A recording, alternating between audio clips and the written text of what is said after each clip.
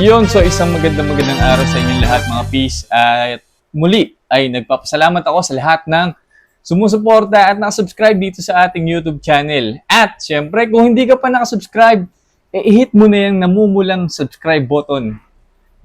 Libre po yan at napakalaking tulong po sa aming mga content creator. Alright, so alam naman natin mga peace na napaka-importante ng isang camera pagdating sa vlogging, lalo na sa motovlogging, mga peace, no? Ayan. Kaya naman, napag-desisyon na natin na kumuha ng isang camera mula sa Insta360. At sabay-sabay nating i-unbox, reviewin itong Insta360 X5. Let's go!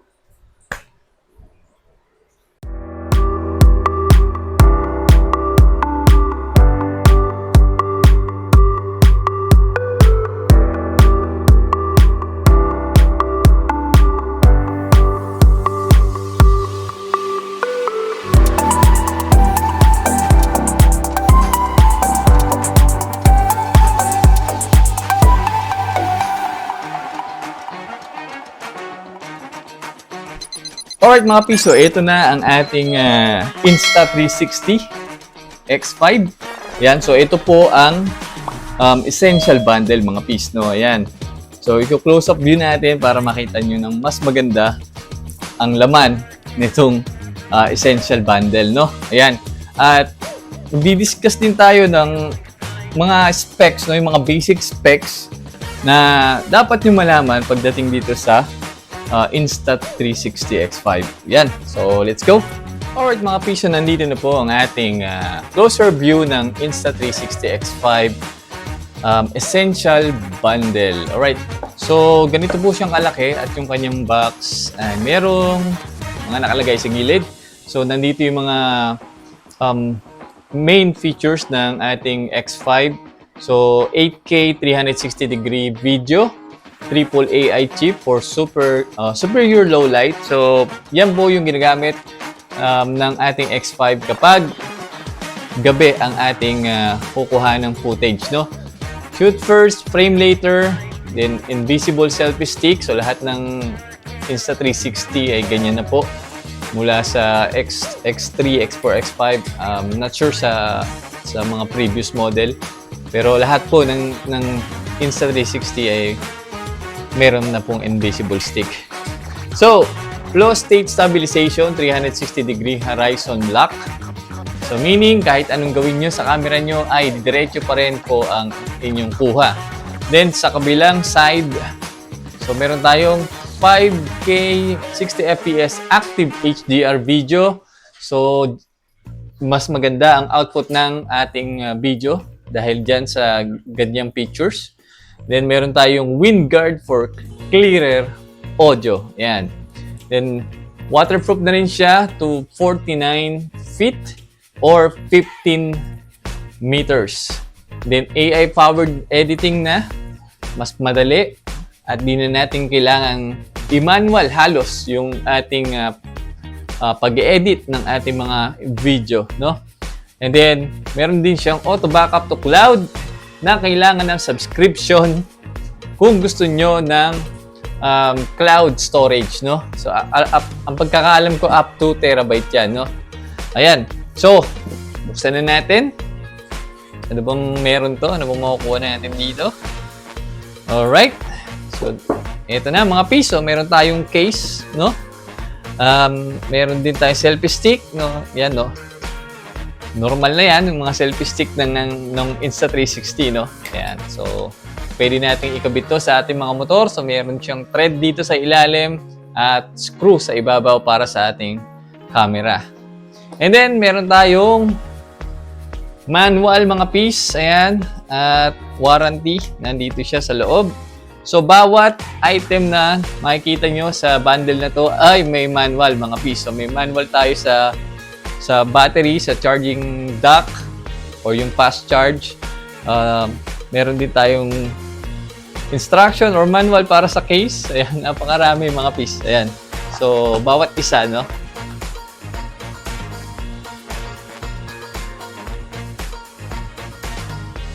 So, next tayo mga piece. Oop. Sarado lang natin. Ayos. Yun. Siyempre, meron tayong battery dito. Ayan. So, yung ating essential bundle mga piece ay may kasamang extra battery. So, meaning dalawang battery na po ang ating magagamit. Ayan. So, meron siyang 2,400 milliamperes. And then, magagamit niyo po siya kung 4K or mababang resolution up to more than 2 hours mga piece.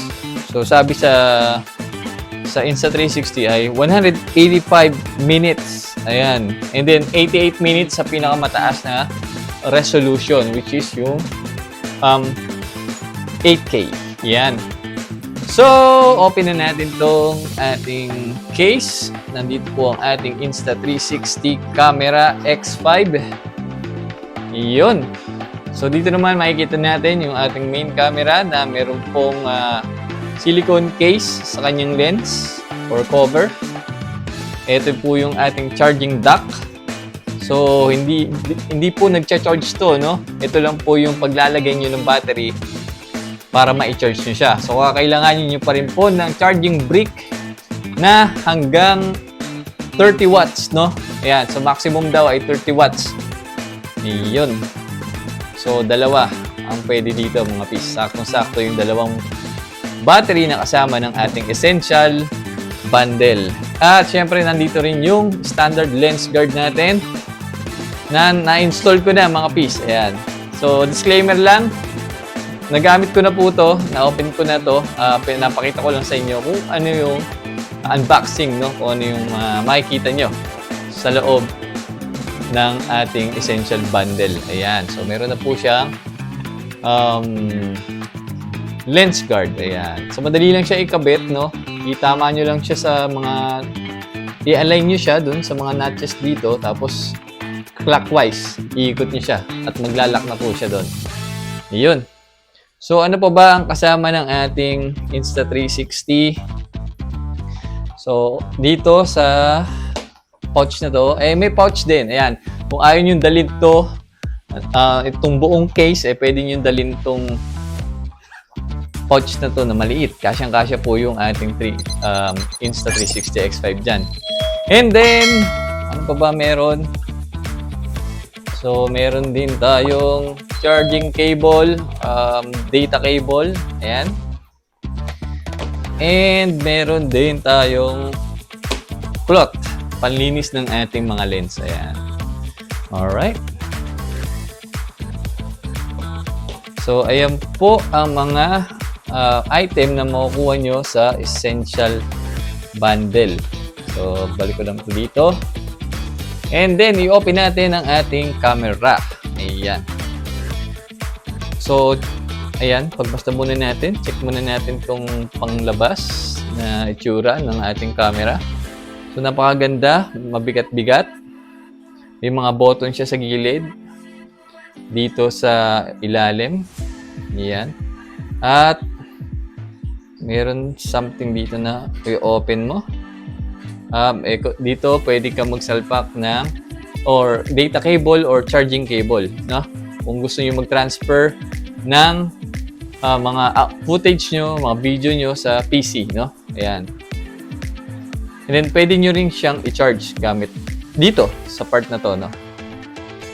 And then, ito yung battery natin. So, press lang natin to papasok. Ayan. At aangat na po siyang pusa. And then, kapag ibabalik natin, pwede natin gawin ulit yon or i-press lang natin siya magkabila. Yun. Importante, wag niyong hahayaan na may nakalabas na kulay orange dyan. Yan, katulad niyan.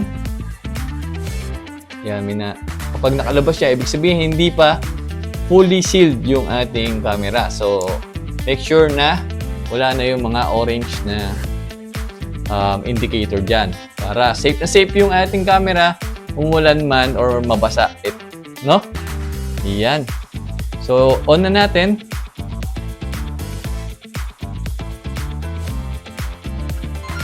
At siya nga pala, bago ko makalimutan, meron tayong microphone, magkabila, tapos speaker dito sa side na to.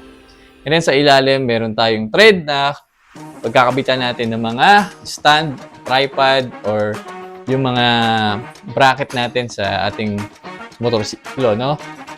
Ayan. So, naka-open na siya, mga piece. So, ito po ay record, no? Record button. Tapos, ito yung quick switch. Ayan. Ayan. Ayan. So, dito mapipili nyo kung video or photo. Ayan. Tapos, pwede rin yung piliin kung single lens or 360 degree, no? Ayan. And then, kung i-swipe natin pataas, ayan. So, dito makikita natin yung mga resolution, 4K to 8K. Ayan. And then, kung swipe natin pababa, makikita naman natin yung ibang settings, no? Katulad ng orientation lock, lock screen, settings, yun. And then, yung brightness. And then, yung mga settings para sa gesture, voice control, twist to shoot. Yan, yung preset natin. So, pwede natin piliin kung anong gusto nating klase ng video output, no? Or pwede natin i-customize. Mag-add tayo ng preset. Yan. Then, close natin. Then, dito naman, pag swipe natin pa kanan, makikita natin yung mga preview ng ating mga nakuha ng footage. Ayan. And then, swipe natin pa kaliwa. Dito naman, meron din tayong mga settings. So, meron tayong standard. Pwede natin palitan yung kulay ng ating video, no? Ayan. So, doon lang tayo sa standard. So, pwede rin nating i-manual. So, bahala na kayo magkalikot dyan. Basta, andyan na yun, mga settings na yan. Ayan. And then, dito sa main menu natin, makikita natin yung number ng oras or kung gaano kahaba pa yung pwede natin gamitin yung ating memory. Gaano katagal pa na video or footage. Tapos, battery level sa side. Ayan. And then, pwede nating ilipat to. Ayan. Front or back. Ayan. So, yun mga basic na kailangan yung mga laman dito sa ating Insta360 X5. Bale, pwede nyo rin i-connect mga piece yung ating Insta360 camera sa inyong cellphone, no? Ayan, katulad nito. So, Insta360 Think Bold na app. Ayan. So, dito pwede kayo mag-edit, no? Makikita nyo rin yung album. Tapos, edit. So, dito nyo rin pwedeng i-delete or i-manage yung inyong mga videos, mga photos. Kayo na bahala. Ayan. Meron tayong edit. Ayan, may mga preset dito. May mga template na pwede nyo paggayahin. Ayan. So, napaka-basic. Pakadali lang mag-edit, mga piece. At kung may question kayo, siyempre, comment lang kayo sa baba. At re-replyan ko kayo as soon as possible, mga piece. Ayan. Alright, mga piece. So, bago ko ipakita yung footage, siyempre, huwag niyo makakalimutan na i-like, share, at subscribe itong ating YouTube channel. At balagbagin nyo na rin yung notification bell para lagi kayo updated sa mga bagong videos na ilalabas ko. So, hanggang sa muli, mga piece. As always, stay safe, ride safe, and peace out.